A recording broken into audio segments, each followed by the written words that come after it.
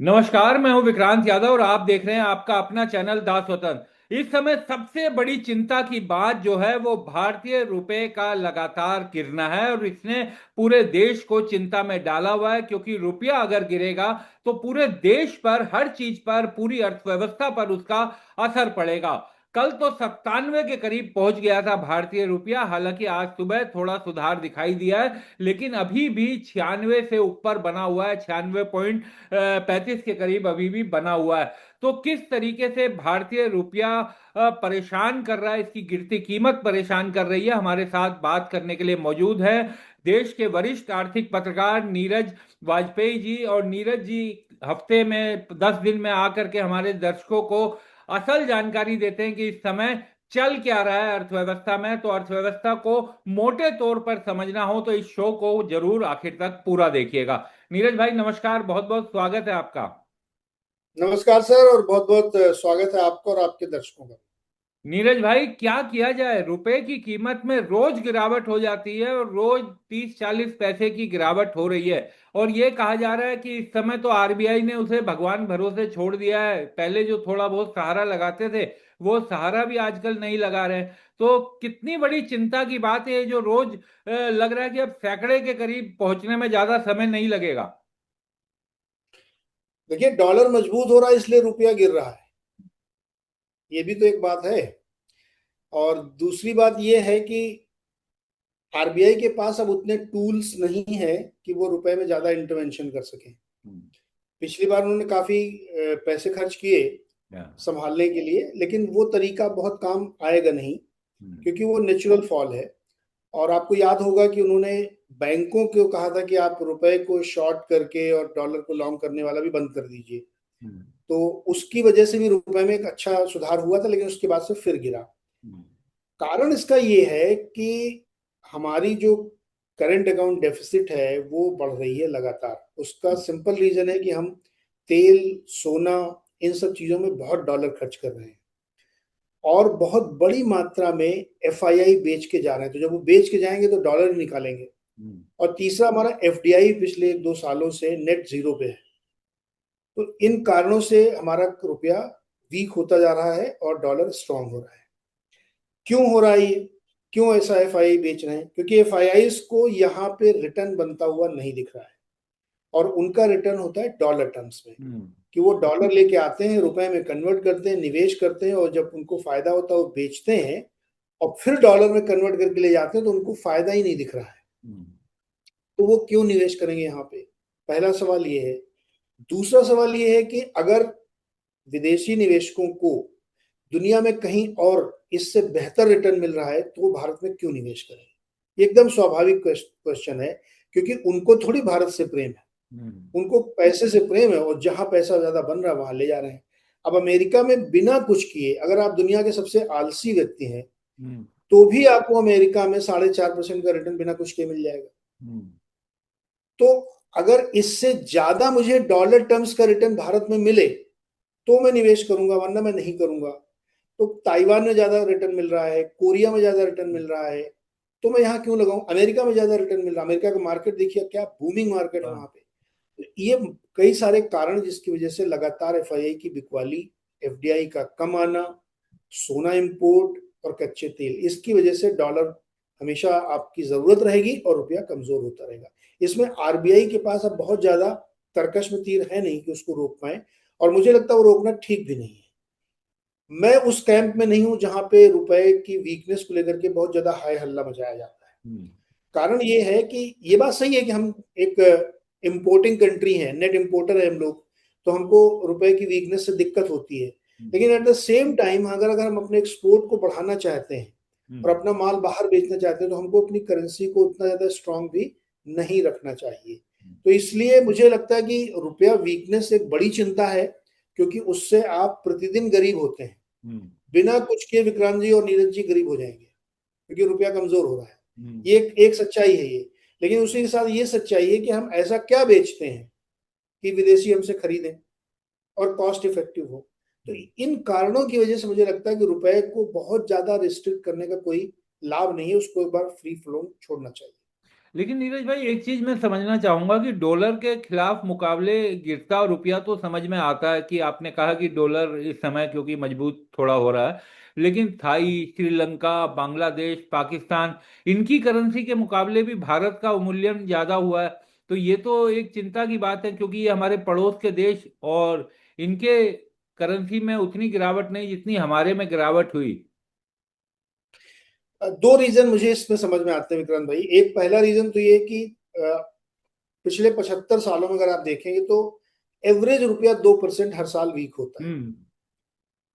तो अगर किसी 2-3 साल रुपए को रोक लिया गया किसी कारण से, हाँ। तो फिर उसके बाद वो और ज्यादा तेजी से कमजोर होता है, वो एवरेज मीन रिवर्जन हो जाता है वहां पे। हम्म। तो एक तो ये कारण है। आप अगर पिछले 10 साल का चार्ट देखें तो लास्ट 2 इयर्स में रुपए में ज्यादा वीकनेस है, उससे पहले रुपया स्टेबल था, हम्म। वीक नहीं हो रहा था। हम्म। तो वो उसकी वजह है। दूसरा कारण ये है, जो मैंने पहले कहा कि हमारी इकोनॉमी में उतनी ग्रोथ इन्वेस्टर्स को नहीं दिख रही है। उसका कारण एक ये भी है कि जो एआई का बहुत ज्यादा हुआ है, हम्म। तो ज्यादातर पैसा निकल के उन देशों में गया जहां पे एआई का बिजनेस है।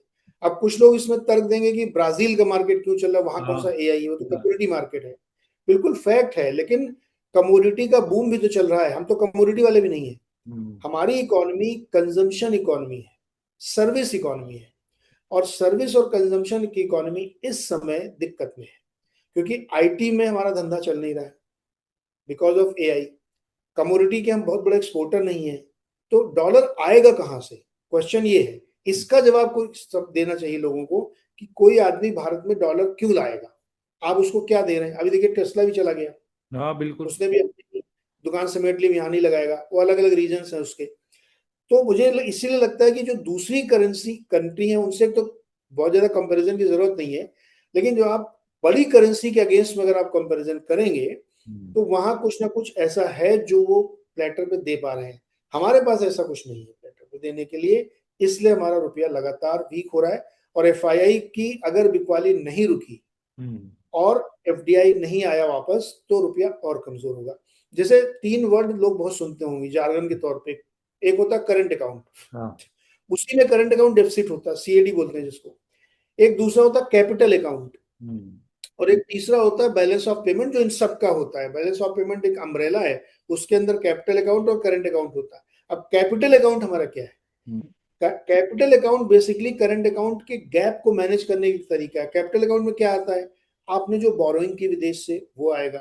आपके यहाँ जो इन्वेस्टमेंट आता है वो आएगा। जो आपके यहाँ रेमिटेंसेस से आते वो आए। अब रेमिटेंसेस भी हमारे कम होंगे, हम्म। क्योंकि खाड़ी में युद्ध चल रहा है।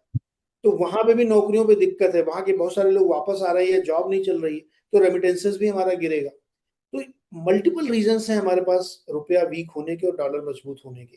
तो इसमें अब जिसको कहते हैं ना कि एक तरीके से इकोनॉमी को पूरा अमूल चूल अगर आप परिवर्तन नहीं करेंगे, तो रुपया मजबूत नहीं लेकिन एक लाइटर मोड पे बाकी सब रुपए होगा। के गिरने से परेशान होंगे, लेकिन सोने और चांदी के जो निवेशक हैं जिन्होंने खरीदा है लंबे समय से, वो लोग खुश होंगे, क्योंकि बैठे ही बैठे उनका रिटर्न बढ़ता जा रहा है। क्योंकि नीरज भाई एक आंकड़ा मैं देख रहा था कि 5 साल में सोने के निवेशकों ने यूएस में 154% कमाया, तो इंडिया में 232%। और चांदी के निवेशकों ने यूएस में 190% कमाया, इंडिया में 280% से ज्यादा।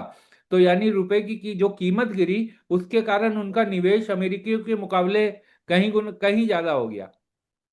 ये एक नेचुरल हेज है हमारे पास। हाँ। कि मैं इसीलिए हमेशा मैं कहता था कि गोल्ड को आप दूसरे नजर से देखिए, वो ज्वेलरी नहीं है।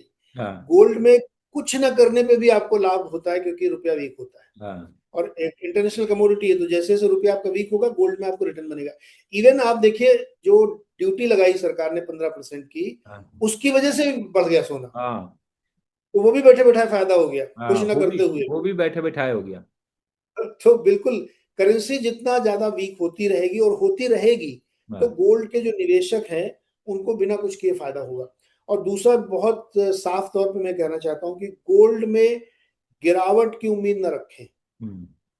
कि गोल्ड का भाव गिर जाएगा तो मैं ले लूंगा। अब देखिए, इस समय भी गोल्ड मेरे ख्याल में 1,59,000 के आसपास चल रहा है, हाँ। जो कि अभी ड्यूटी से पहले 1,50,000 चल रहा था। हाँ बिल्कुल। अब 9,000 तो वैसे ही बढ़ गए उसमें। हाँ। और करेंसी वीक हो रही तो और रोज रोज वो बढ़ता रहता है। मतलब चांदी में आप देखिए, पहले 240 के आसपास चली थी, अचानक से वो 270 280 हो गई। हाँ। 30,000 रुपये बढ़ गए उसमें सीधे। 15% ड्यूटी का फायदा और करेंसी का फायदा। तो गोल्ड और सिल्वर के निवेशकों के तो मतलब इसको तो ये हमेशा वो फायदे में रहते हैं। मोदी अगर जी मान लीजिए का डॉलर बहुत स्ट्रांग हाँ। ना होके डॉलर बहुत वीक हो जाएगा, तो हाँ। और तेजी से गोल्ड भागता है। मतलब वो जैसे चित भी मेरी पट भी मेरी है। हाँ। रुपया वीक हो रहा है तो भी फायदा है, डॉलर वीक हो रहा है तो गोल्ड के भाव और तेजी से इंटरनेशनल मार्केट में बढ़ते तो और ज्यादा फायदा होता है। तो मतलब उनका तो लाभ ही लाभ है, उनको नुकसान तभी हो सकता है कि वो सोना खरीदना लोग बंद कर दें, हम्म। जो कि होगा नहीं।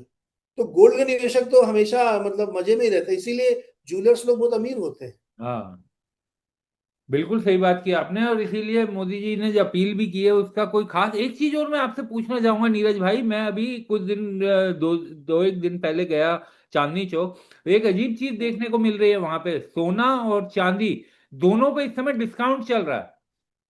हम्म। नगद खरीदने पे डिस्काउंट चल रहा है, 8 8 10 10 हजार का डिस्काउंट है। 8 हजार 9 हजार रुपए चांदी सस्ती है, 7 8 हजार रुपए सोना सस्ता है जो एमसीएक्स पे रेट है। तो अगर फिजिकल किसी को खरीदना है, हालांकि अब ये सरकार कैसे इसे कंट्रोल करेगी ये तो समझ पाना ही मुश्किल है, जबकि ये एकदम ओपन सीक्रेट है कि ये सोने और चांदी का कैश में व्यापार होता है, अभी भी लोग खरीदते हैं। और वहां पर डिस्काउंट चल रहा है जो आमतौर पर हम देखते थे कि प्रीमियम चलता था फिजिकल लेने पर। जी। उसका कारण ये है कि देखिए जूलर्स के पास सबने अपने पास इन्वेंट्री और हेज करके रखा है, हाँ। और ड्यूटी की वजह से जो दाम बढ़े हैं उतना ही डिस्काउंट हम दे रहे हैं, हाँ। क्योंकि हमने नया सोना नहीं खरीदा, हम तो हाँ। पुराना सोना ही बेच रहे हैं। हाँ। तो वो डिस्काउंटिंग की वजह से कैश का प्राइस नीचे है। इसको बैकवर्डेशन नहीं कहेंगे, हाँ। ये रियल बैकवर्डेशन नहीं है। जैसा कि आपको याद होगा दिवाली के आसपास चांदी में बैकवर्डेशन हो गया हाँ। था, कि हाँ। चांदी का फ्यूचर प्राइस से ज्यादा कैश का प्राइस था। हाँ, वो बिल्कुल। रियल बैकवर्डेशन था। हाँ। इसमें तो उल्टा हो रहा है, बल्कि सस्ता मिल रहा है, फ्यूचर से हाँ। और नीचे जाके प्राइस मिल रहा है। तो जूलर्स को लगता है कि अगर मान लीजिए गोल्ड के दाम 9 10 हजार रुपए केवल ड्यूटी की वजह से बढ़ गए हैं, और ग्राहक आएगा तो उसको तो एकदम से झटका लगेगा कि हर हाँ। 10 ग्राम में 10 हजार रुपये बढ़ गए। तो उसको वो पुराने भाई जो उसने ले रखा है उस पर वो डिस्काउंट देके बेच रहा है, क्योंकि उसको माल निकालना है। प्लस मोदी जी की अपील का भी असर होगा मान लीजिए, हाँ। तो उसको भी काउंटर बैलेंस करने के लिए लोग सस्ते में गोल्ड दे रहे हैं, और ये चलता रहेगा। हाँ, बिल्कुल, क्योंकि कैश का ग्राहक भी नहीं है और इस समय बाजार में ग्राहक है ही नहीं। एक चीज और समझना चाहूंगा नीरज भाई, पिछले 15 दिनों में लोगों ने बैंकों से 61 हजार करोड़ रुपए निकाल लिए। तो हम तो डिजिटल इकोनॉमी है, ये अचानक से लोग कैश क्यों निकालने लगे हैं? क्या कोई संकट ऐसा है जो हम देख नहीं पा रहे, या लोगों को दिख रहा है, या ये सिर्फ पैनिक है? नहीं देखिए, ये जो रिपोर्ट आई थी एक, कि अप्रैल 15 तक का हम्म। जो रिपोर्ट आरबीआई की थी उसमें था, करेंसी इन सर्कुलेशन बोलते हैं उसको, CIC. Hmm. Currency in circulation करीब करीब 42 43 लाख करोड़ की हो गई थी सिस्टम हम्म। में। यानी इतना पैसा कैश में सर्कुलेट हो रहा था। हम्म।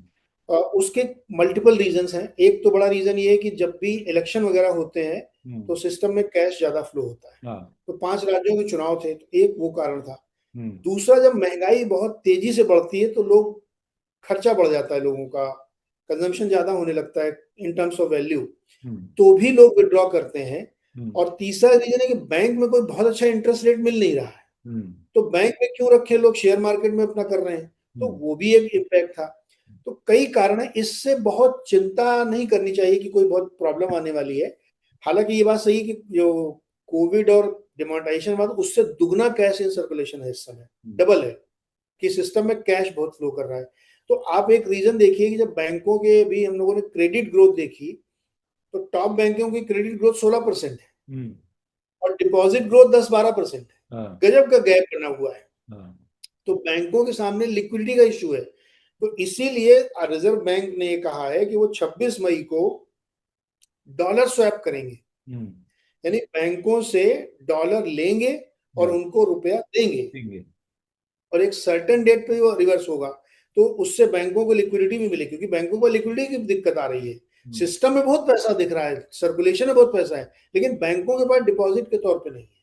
तो ये भी एक कारण है। लेकिन इससे कोई पैनिक या वैसे चिंता की वजह अभी नहीं देखता हूं मैं। इसके कारण है अलग अलग कि क्यों इतना कैश इन सर्कुलेशन है। हम्म। नीरज भाई, प्रधानमंत्री जी कह रहे हैं कि सोना मत खरीदिए, विदेश मत जाइए, डॉलर बचाइए। लेकिन भारतीय कंपनियां जो है वो विदेशों में खूब इन्वेस्ट कर रही हैं। अमेरिका में ही एक रिपोर्ट में कहा गया कि रिकॉर्ड $20.5 बिलियन का निवेश किया जाएगा। तो कंपनियों को तो यहाँ के बाजार में तंत्र दिखाई नहीं दे रहा, उन्हें लग रहा है कि यहाँ वो कमा नहीं सकेंगे, वो अपना इन्वेस्ट बाहर कर रहे हैं। तो आम आदमी तो विदेश यात्रा भी ना करे पूरे साल मेहनत करके, सोना भी ना खरीदे, और ये कंपनियां अपने मुनाफे के लिए विदेशों में इन्वेस्ट करें। कैसे इसे देखा जाए, कैसे स्थिति ये ठीक होगी? देखिए, ये जो $20 बिलियन वाली जो सर्जियो गोर ने प्रेस रिलीज डाल के भी हाँ। दिखाया था, वो यहाँ पे एक इन्वेस्टर कॉन्फ्रेंस हुई और उसमें भारतीय कंपनियों में स्पेशली खासतौर पे फार्मा कंपनियों ने हाँ। बड़े निवेश का ऐलान किया। तो उसमें इमीडिएट कमिटमेंट था $1.1 बिलियन का, और बाकी जो पैसा प्रॉमिस है, जैसे अपने यहाँ एमओयू होता है, बाद में एमओयू हुआ है। कि नहीं हाँ। हुआ है, तो एमओयू टाइप का तो 20 बिलियन है, लेकिन एक्चुअल में 1.1 बिलियन का ही कमिटमेंट है अभी। हाँ। इसलिए हो रहा है ये कि आपको याद होगा, अमेरिका ने ये कहा था कि जो लोग यहाँ मैन्युफैक्चर करेंगे हाँ। उनको तो मैं टैरिफ में छूट हाँ। दूंगा, और जो लोग यहाँ नहीं करेंगे उन पर हम टैरिफ लगा देंगे। तो भारतीय फार्मा कंपनियां, बहुत बड़ा मार्केट है उनके लिए अमेरिका का। हम्म। रफली 30-32% रेवेन्यू अमेरिका से आता है फार्मा कंपनीज का। यानी अमेरिका में जितने लोग रहते हैं उसमें से हर दूसरा तीसरा आदमी भारतीय दवा खाता है। तो अगर आपको वहां माल बेचना है तो वहां इन्वेस्टमेंट करना पड़ेगा। हम्म। तो इन कंपनियों को इसलिए नहीं कि अपने भारत में प्रेम नहीं है या भारत में काम नहीं, मजबूरी है कि आपको वहां करना ही पड़ेगा। तो बहुत सारी कंपनियां इसलिए यूएस में भी इन्वेस्टमेंट कर रही हैं। हाँ, अब ये बात आप एक जरूर कह सकते हैं कि अपने यहाँ क्यों इतना नहीं कर रहे हैं। हाँ। ये सरकार की चिंता पिछले 5-6 सालों से है कि डोमेस्टिक कैपेक्स नहीं हो रहा है। कैपेक्स जो हो रहा है वो सरकार ही कर रही है, 12-13 लाख करोड़ हर साल करती है वो। प्राइवेट कैपेक्स नहीं हो रहा है क्योंकि डिमांड नहीं है, मल्टीपल रीजन है उसके। और इसीलिए हमारा नेट एफडीआई जीरो चला गया हम्म। था। नेट एफडीआई कैसे कैलकुलेट करते हैं कि कितना विदेशियों ने भारत में निवेश किया और भारतीयों ने कितना विदेश में निवेश किया। जब हम्म। इसका एवरेज करते हैं तो जो आता है उसको बोलते हैं नेट एफडीआई। तो हम्म। नेट एफडीआई हमारी इसलिए जीरो थी कि बाहर से तो आया नहीं, हमारे यहाँ से कुछ जरूर चला गया। तो नेट एफडीआई जीरो हो गई थी, और वो स्थिति अभी तक बनी हुई है। अभी हम्म। जीरो से थोड़ा ही ऊपर आया, लेकिन अभी भी हमारी एफडीआई की स्थिति अच्छी नहीं है। हम्म। तो अमेरिका का दबाव है कि अगर आपको वहां बिजनेस करना है तो आपको वहां निवेश करना पड़ेगा। तो कंपनियां मजबूर है, क्या करें, वो उनको करना ही पड़ेगा। लेकिन इस तरह की ये जो शर्त है अमेरिका की, हालांकि ये तो पब्लिक में ही थी, और कंपनियों के लिए आप कह रहे हैं मजबूरी भी है, लेकिन नीरज भाई हमारे लिए तो कोई ऑप्शन ही नहीं है ना। और तो इनको कैसे रोका जाएगा? ये तो आने वाले समय में और भी लोग जाएंगे, क्योंकि अभी जिन्होंने वायदा किया है तुरंत निवेश करने का, तो बाकी लोग भी बढ़ेंगे ही। जिन्होंने फ्यूचर के लिए प्रॉमिस किया है वो लोग भी धीरे धीरे बढ़ेंगे ही, क्योंकि मुनाफा उनको उसी में है। तो इनको नहीं रोका गया तो बड़ी दिक्कत है। देखिए विक्रांत भाई, ये बहुत अच्छा प्रश्न है आपका, और ये सरकार को सोचना चाहिए कि भारत में लोग क्यों नहीं निवेश कर रहे हैं। तो एक बड़े रिफॉर्म की अब इस देश में जरूरत है। देखिए, टेस्ला निकल के गया, हाँ। अब उसमें तरह तरह की बातें हैं कि टेस्ला की जो कंडीशंस थी वो पूरे करना संभव नहीं था, हाँ। तो इसलिए वो छोड़ के चले गए, क्योंकि वो बहुत ज्यादा कंडीशंस लगा रहे थे, हमें ये चाहिए वो चाहिए। हाँ। एक सच्चाई ये है। दूसरी सच्चाई ये भी है कि भारत में उतना कंड्यूसिव एनवायरनमेंट नहीं है फॉरेन कैपिटल के लिए। हम्म। लैंड लेने में बहुत मुश्किल आती है, हम्म। और इतने नियम कायदे पेश बनाए गए हैं कि भारत में लोग निवेश नहीं कर रहे हैं। तो सरकार को अब शायद ये 91 मूवमेंट है, मुझे लगता है हाँ। कि बहुत बड़े रिफॉर्म की जरूरत आ चुकी है। हम्म। अदरवाइज एफडीआई आएगा नहीं, हम्म। क्योंकि अब वो दौर चला गया जब आप म्यूचुअल पे चलते थे कि चला लेंगे, अब नहीं चलेगा। और इसको मैं दूसरी तरह से भी देखता हूँ कि अमेरिका से मैं ये अपेक्षा क्यों करूं कि हम्म। वो मेरे ऊपर एहसान करे। नहीं करेगा, कोई नहीं करेगा। वो अपने देश के लिए सोचेगा ना। हाँ। ट्रंप हाँ। को 100 गाली हम लोग रोज देते हैं। हाँ। Out of share love of my country I से समथिंग अबाउट ट्रंप। हाँ। बट ट्रंप के नजरिए से आप सोच के देखिए, वो अपने देश के लिए सोचेगा कि हाँ। हमारे लिए सोचेगा। हाँ। तो हमको भी अपने देश के लिए अगर सोचना है तो हमें बड़े रिफॉर्म्स करके ऐसा माहौल बनाना पड़ेगा कि यहाँ निवेश करें लोग, यहाँ फैक्ट्रियां लगाएं लोग। अदरवाइज जब अपने डोमेस्टिक लोग नहीं लगा रहे हैं तो विदेशी क्यों लगाएगा। हम्म। टेस्ला का जाना एक्चुअली बहुत खराब बात है हम्म। कि हम उसको कन्विंस नहीं कर पाए, हम उसको रोक नहीं पाए, उसको रोकना चाहिए था। बिल्कुल। तो और ये गाड़ियां तो वो बेचेगा, बस फैक्ट्री हमारे यहाँ नहीं लगाएगा, गाड़ियां बेचेगा वो। बेच रहा है, बिल्कुल बेच रहा है। हम्म।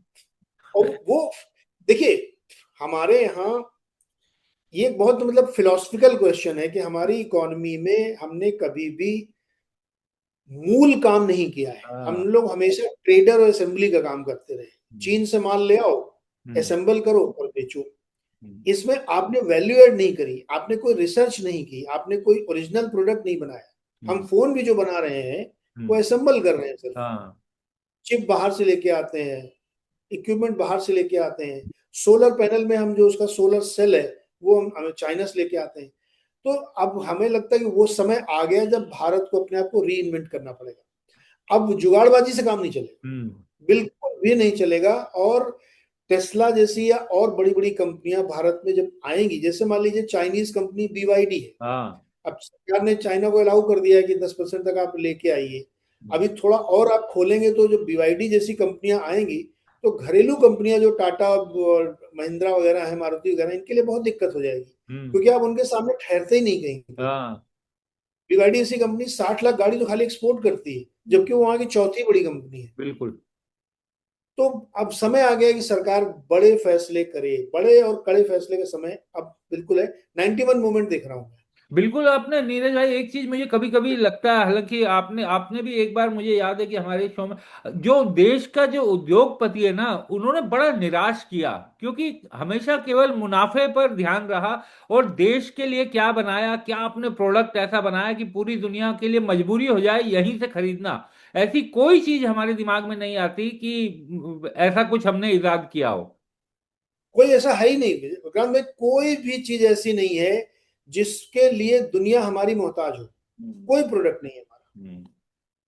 क्योंकि ऐसे 10 प्रोडक्ट के विकल्प और इससे अच्छे और इससे सस्ते प्रोडक्ट के विकल्प दुनिया में अवेलेबल है। तो हमारे इंडस्ट्रियलिस्ट की भी एक बुराई है ये, कि वो लोग रिसर्च एंड डेवलपमेंट पे काम नहीं हाँ। करते। आप अभी ध्यान दीजिए, 2-4 दिन पहले ही उदय कोटक ने हाँ। CII की कॉन्फ्रेंस में, जहां हाँ। सिर्फ उद्योगपति बैठे थे, कितनी बुरी तरीके से उन्होंने लताड़ा है उनको कि अगर हम ठीक नहीं करेंगे तो हमारे लिए दिक्कत है। हाँ। सरकार को तो आप साइड में छोड़ो, अभी आप हम्म। इंडस्ट्रियलिस्ट क्या कर रहा है? कुछ नहीं कर रहा है। हम्म। आप सोचिए कि वो अगर जैसे पीयूष गोयल जी को ही मैं कोट कर रहा हूँ, उन्होंने स्वयं कहा है कि अगर हम आइसक्रीम और बिस्किट की हाँ। कंपनियां बनाएंगे, इस हम्म। पे हम रिसर्च करेंगे, तो फिर नहीं चल पाएगा। तो ये बात बिल्कुल सही कि इंडस्ट्रियलिस्ट हमारे कैपेक्स नहीं कर रहे हैं, हम्म। R&D नहीं कर रहे हैं, वो केवल जुगाड़बाजी और ट्रेडिंग मानसिकता से काम कर रहे हैं। और ये सरकार, पॉलिसी लेवल पे चेंज चाहिए। हम्म। आप उनके भरोसे देखिए, मैं इस बात में सरकार की तारीफ करूंगा कि उन्होंने कॉर्पोरेट टैक्स कितना गिराया। हाँ। इसी उम्मीद में मोदी जी ने गिराया था कि लोग कैपेक्स करेंगे, यहाँ नहीं किया। हम्म। कितनी सारी PLI स्कीम दे दी, मेक हाँ। इन इंडिया दे दी, कुछ नहीं किया उन लोगों ने। तो हम्म। इंडस्ट्रियलिस्ट या इंडस्ट्री को भी, भारतीय उद्योग को भी ये सोचना पड़ेगा कि उनकी फैक्ट्री के बाहर एक दुनिया है जहां आपकी हैसियत जीरो है। हाँ। आप अपनी फैक्ट्री के अंदर तो रमखा हो सकते हैं, हम्म। लेकिन उसके बाहर आपकी कोई हैसियत नहीं है। उस हैसियत को अब बनाना पड़ेगा, और पॉलिसी लेवल में मुझे लगता है सरकार को अब डिसीजन लेने चाहिए। नीरज भाई, कहीं ना कहीं हमारी ये जो कहा जा रहा है कि युद्ध के कारण स्थिति, आर्थिक संकट बढ़ा, ये बढ़ा, लेकिन युद्ध तो एक कारण हो सकता है, लेकिन ये समूल यानी पूरा कारण युद्ध नहीं दिखाई देता। लग रहा है कि कुछ बड़ी स्ट्रक्चरल दिक्कतें इकोनॉमी में हैं, जिनकी तरफ आप इशारा भी कर रहे हैं कि अब पूरी तरीके से उन्हें बदलने का समय आ गया है। कल प्रधानमंत्री जी की एक रील बड़ी वायरल हुई, जो मेलोडी चॉकलेट उन्होंने इटली की वहां पर दी, गिफ्ट में दी। लेकिन जो अगर हम आर्थिक नजरिए से देखें तो पिछले 4 सालों में इटली के साथ जो व्यापार का बैलेंस है वो 5.2 बिलियन से गिरकर 2.8 बिलियन रह गया है। तो हम मेलोडी में फंसे हुए हैं और व्यापार घाटा लगातार बढ़ता जा रहा है। और ये सिर्फ इटली के साथ नहीं है, ये तमाम देशों के साथ यही स्थिति है। एकदम सही बात है ये। दुनिया के तमाम देशों के साथ आप देखिए तो आपका जो ट्रेड बैलेंस है वो गड़बड़ है। हम्म। उसका भी एक कारण वही है कि हम ऑफर क्या कर रहे हैं। हम्म। अगर हम कोई चीज उनको ऑफर कर रहे हैं तो वो हमारे साथ ट्रेड बढ़ेगा हमारा, लेकिन हम ऑफर कर नहीं रहे हैं तो हमारा ट्रेड घट रहा है। तो युद्ध जो है, जिसको कहते हैं ना कि आप पहले से तकलीफ में थे, युद्ध ने आके आपकी तकलीफ बढ़ा दी है। हम्म। अगर आप 28 फरवरी से पहले अपनी इकोनॉमी को देखें, भूल जाइए थोड़ी देर के लिए हाँ। कि आप युद्ध हो रहा है। हाँ। 28 फरवरी से पहले क्या स्थिति थी? हम्म। कंजम्पशन नहीं था, हम्म। तो सरकार ने GST काट दिया। हम्म। कि जिससे कंजम्पशन ड्राइव हो। कंजम्पशन नहीं था तो उन्होंने इनकम टैक्स कट किया, 12 लाख तक टैक्स फ्री कर दिया कि हाँ कंजम्पशन ड्राइव हो। कंजम्पशन ड्राइव नहीं हो रहा था ना, हाँ इकोनॉमी में ग्रोथ नहीं आ रही थी। अगर आप डेटा देखें तो कोविड से ठीक पहले के वित्त वर्ष में हमारी ग्रोथ 3.9% थी। हाँ 3.9। हाँ। कोविड आया, डिसरप्शन हुआ, जीरो हो गई, गिरी, 1-2 साल छोड़ दीजिए आप। हम्म, फिर 22-23 वाले में एकदम से 9-10% गई थी, वो बेस इफेक्ट था। हम्म, लेकिन उसके बाद से अब फिर देखिए हम 6.5 की रेंज में आ गए हैं। हम्म, तो हमारी ग्रोथ अटकती है 6.5-7%, जिंक सही है। 7 से ऊपर कंसिस्टेंट ग्रोथ हम ला ही नहीं पा रहे हैं, हम्म, वो अटक जाती वहां पे आके। हम्म, और अगर आप एक्चुअली देखें तो आपकी ग्रोथ में दिक्कत थी। हम्म, तो युद्ध तो आके उसको और खराब कर दिया। युद्ध से हाँ पहले ही आप कोई कंफर्ट पोजीशन में नहीं थे। हाँ आपका इन्फ्लेशन बढ़ रहा था, आपकी ग्रोथ सिमट रही थी, कंपनियों की अर्निंग घट रही थी, और महंगे वैल्यूएशन पे मार्केट चल रहा था। तो वो समस्या पहले से थी। और वहां पे मेरा अपना मानना ये है कि सरकार की कमियों से ज्यादा हमें उन पॉलिसीज को भी देखना चाहिए जो हमारे यहाँ अभी भी चल रही है। हम्म, सरकार ने कुछ बहुत अच्छे प्रयास किए, हम्म, लेकिन उन प्रयासों का कोई फल नहीं आया। हाँ मेक इन इंडिया में हमने क्या बनाया, हम्म, पीएलआई से हमने कौन सी बहुत बड़ी चीज हासिल कर ली, अनएम्प्लॉयमेंट भी उतना ही बना हुआ है। दूसरा जो एक बड़ी गलती है मुझे लगता है सरकार के फ्रंट पे देखनी चाहिए, वो एआई को उन्होंने लाइटली हाँ लिया, हम्म, बहुत लाइटली लिया। और अभी मतलब इस साल 2026 में जाके आपने एक एआई कॉन्फ्रेंस की दिल्ली में, वो भी मजाक बन के रह गई। तो देर से जागना, समय पे पॉलिसी डिसीजन न लेना, इंडस्ट्रीज का साथ न देना, और कंजम्पशन लगातार गिरना, ये हमारी मूल समस्याएं थी जो अभी भी हैं। और युद्ध ने आके उनको और एग्रीवेट कर दिया है। अब वॉर की वजह से तो बहुत ज्यादा डिसरप्शन होने वाला है। हाँ वॉर का इम्पैक्ट तो अभी शुरू हुआ है। हम्म, अगर कल भी वॉर बंद हो जाए, कल बता रहा हूं मैं आपको हम्म, कि 25 मई से युद्ध खत्म, तब भी आपको झटके लगते रहेंगे इस साल, क्योंकि इतना नुकसान हो चुका है हम्म, कि उसका इम्पैक्ट चलेगा। तो ये तकलीफ वाली जो चीजें हैं, इस पे वॉर फ्रंटिंग पे आपको डिसीजन लेने पड़े। हम्म, अब ढीला ढाली नहीं चलेगी। तो प्रधानमंत्री जी अगर विदेश जा रहे हैं और एफर्ट कर रहे हैं, तो उस एफर्ट को अब धरती पे उतारने की जरूरत है। कागज पे एमओयू से काम नहीं चलेगा। हम्म। तो स्ट्रिक्ट एक्शन और पॉलिसी डिसीजन लेने पड़ेंगे। बिग रिफॉर्म के अब समय आ चुका है। नीरज भाई, जो जिस तरफ आपने इशारा किया वो मैं ये भी एक जानना चाहता हूं, क्योंकि लोग आगे के लिए भी तैयार रहें। मेन स्ट्रीम मीडिया पर तो उतनी चर्चा होती नहीं है कि कितना बड़ा संकट है, कैसे आपको अब वहां तो सब कुछ हरा ही हरा दिखाई देता है, हिंदू मुसलमान के झगड़े चल रहे हैं। कि क्या ये बिल्कुल कोविड जैसी स्थिति बनती दिखाई दे रही है? वो एक तरह से मेडिकल इमरजेंसी थी, ये इकोनॉमिक इमरजेंसी। क्या किस तरीके का भविष्य आने वाले 5-6 महीने देश के लिए देख रहे हैं? किस तरह की दिक्कतें आ सकती हैं? क्या क्या हो सकता है जो दिखाई दे रहा है एक वरिष्ठ फाइनेंशियल जर्नलिस्ट होने के नाते आपको, जो शायद हम सामान्य लोग नहीं देख पा रहे हो? जी, ये आपने अच्छा इसका मेटाफर यूज किया है कि कोविड में मेडिकल इमरजेंसी थी और इस समय फाइनेंशियल इमरजेंसी है। और ये बात तो स्वयं प्रधानमंत्री कह चुके हैं। पूरा दो, आप 2-4 महीने नहीं कह रहे हैं, मैं कह रहा हूं पूरा 2026 हम्म, दिसंबर तक मिनिमम, या हो सकता है पूरा फाइनेंशियल ईयर, हम्म, एक आर्थिक संकट का समय है। इसमें क्या क्या होने वाला है ये मैं आपको बताता हूँ। एक तो महंगाई बहुत बढ़ेगी, हम्म, गजब महंगाई बढ़ेगी।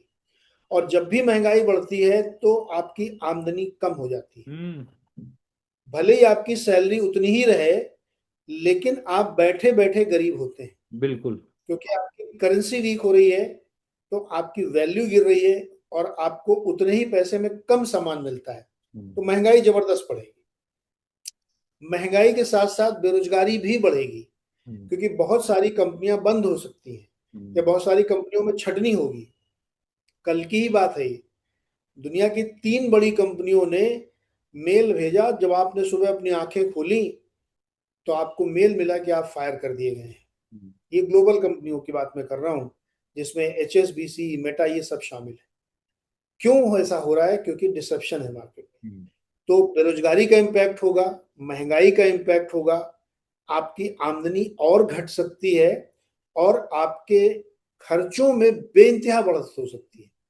तो ऐसे में आपको बहुत सावधान, सतर्क और जागरूक रहने की जरूरत है।